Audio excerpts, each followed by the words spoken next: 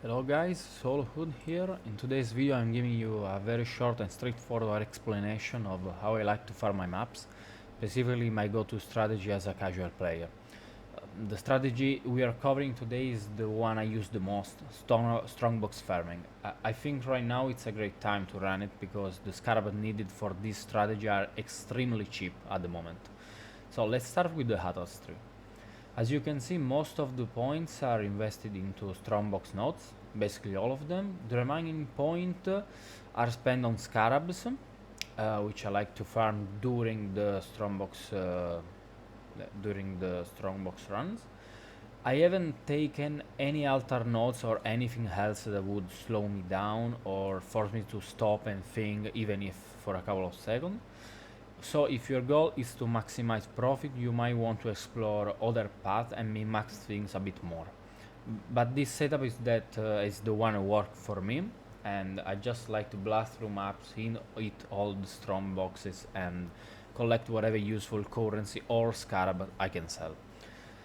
I also have some shrine node taken on other parts of the tree. That's just because of my build and the synergy I get from shrine. If shrine doesn't benefit your build or your playstyle, feel free to swap those points for something else more useful to you. The rest of the points are spent on basic map sustain. That's all. That's all I have to say about the Atlas tree. Now let's take a quick look at the scarab we are using for the maps. We go with the 3 ambush scarabs, 1 scarab of hidden compartment, and 1 scarab of discernment. For today's test, I'll just run 10 maps, nothing special. These are just random maps I had in my stash. I rolled them with some alchemy and some corruption for some of them, but they're very basic overall. For the map device, we'll choose the ambush option to get the 3 extra strong boxes. Let me quickly show you the cost for these scarabs. The ambush scarab you can easily get 2 of them for 1 chaos, even more at the moment, actually almost 3. And then we have the ambush scarab of hidden compartments, 2 of them 1 chaos. And finally the last one, the one of Discernment, 1 of them for I think 2 chaos you can easily get. Alright, we'll do the final math at the end of the video, and now I'll see you in 10 maps time.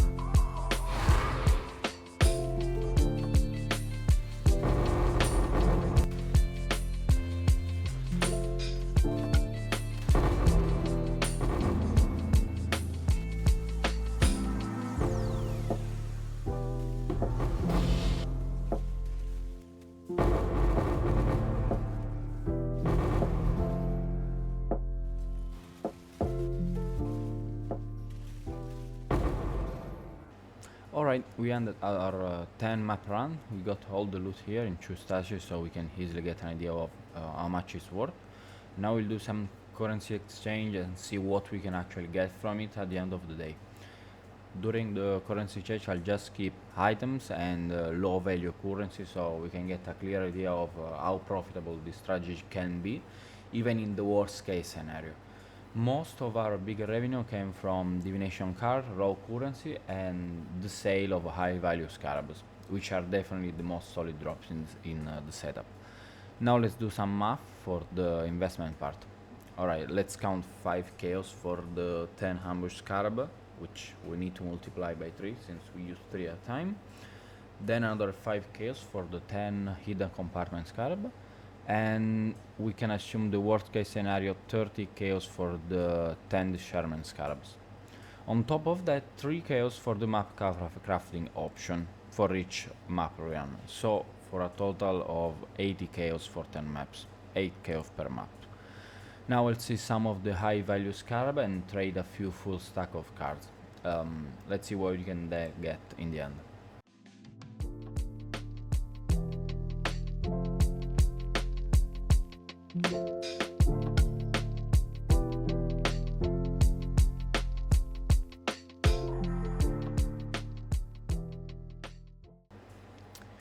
So we ended up getting 1 divine plus 506 chaos, so around 3.3 div, almost 726 chaos, and that's without counting all the minor drops, smaller divination card, and not a single item.